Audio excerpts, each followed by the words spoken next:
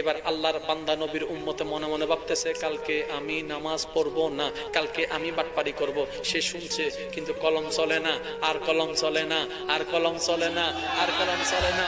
এবার তাকে প্রশ্ন করে কেন চলছে না, কেন চলছে না?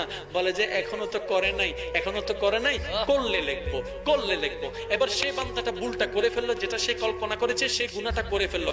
এবার সে কলম প্রস্তুত, এখন লিখবে। এবার রব্বে কারীম বলে ফেরেশতা দ্বারা এখন লেখিস না।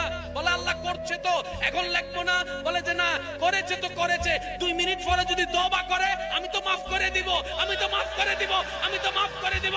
আমার হাবিবের উম্মত যদি গুনাহ করে 24 ঘন্টা লেখিও না, এই 24 ঘন্টার ভিতরে যদি সে আপন কর্ম ভুল স্বীকার করে, আমি রব্বে কারীমের দরবারে একবার বলে তওবু, আল্লাহ মাফ চাইলাম, আল্লাহ মাফ চাইলাম, আমি আল্লাহ তার গুনাহ মাফ করে দিব। বলে